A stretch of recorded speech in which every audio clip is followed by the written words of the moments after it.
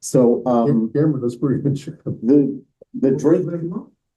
the Drake Lumber Company started like in 1902 in Princeton, Florida, and Gaston Drake moved to Florida. His wife was ill, so at that time he would go to Florida to feel better.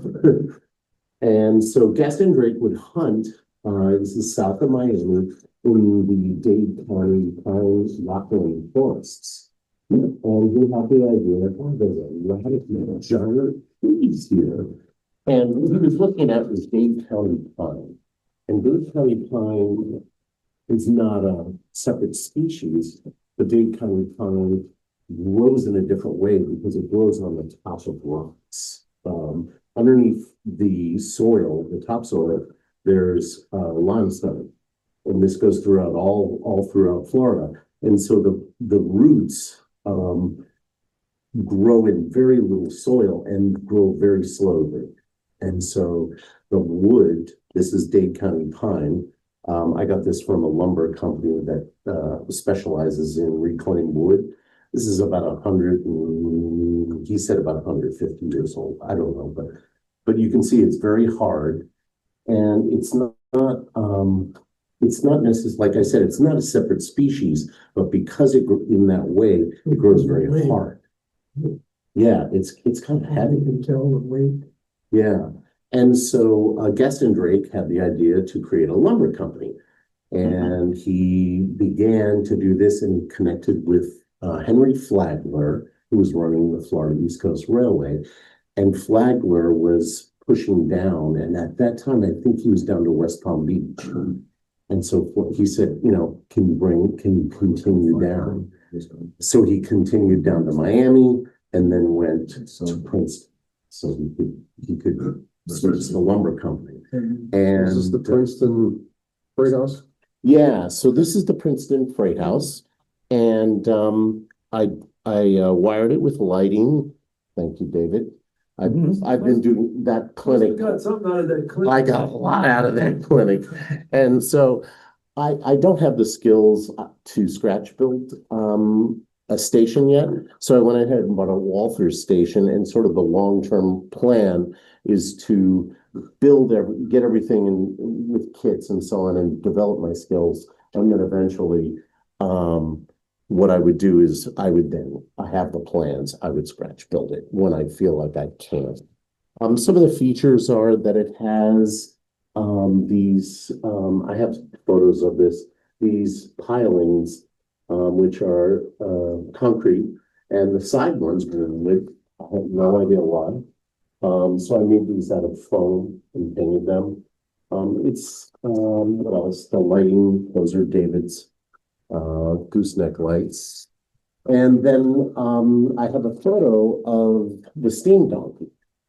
And this is the capsule here. And the steam donkey had an A-frame part of it, which I'm going to add. I just don't know how to add it yet.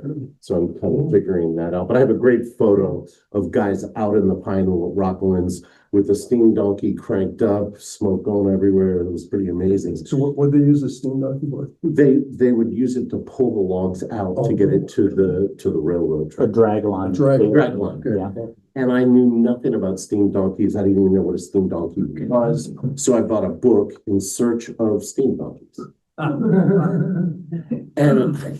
there's all these systems of pulling the logs out, which I knew nothing about. So it sits on my layout, and eventually I'll get to it, and I'll add the A-frame, and I'll add the proper yes, check it out. It's a great book. Yeah, if you ever visit Hartwick Pines State Park, they have a bunch of photos of the lumber operations that used to take place here in Michigan.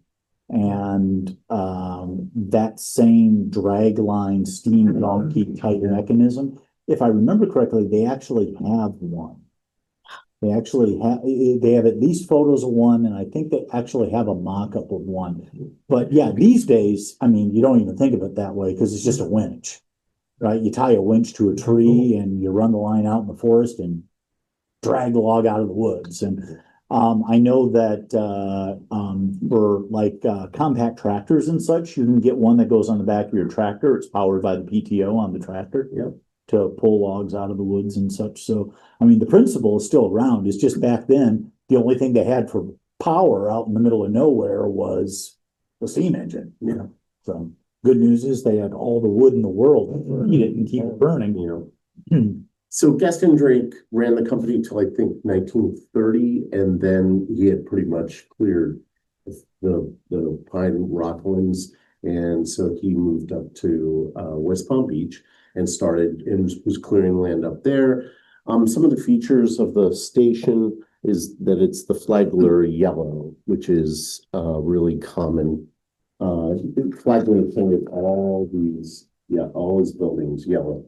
And so it's an old, what is the old type of, I was asking you about the paint? Yellow ochre or something? Ochre or maize or something. Yeah, and so it's really, really close. A buddy of mine in Florida got a paint chip and he said it's really close. So anyway, that's what I got. Yeah, very good.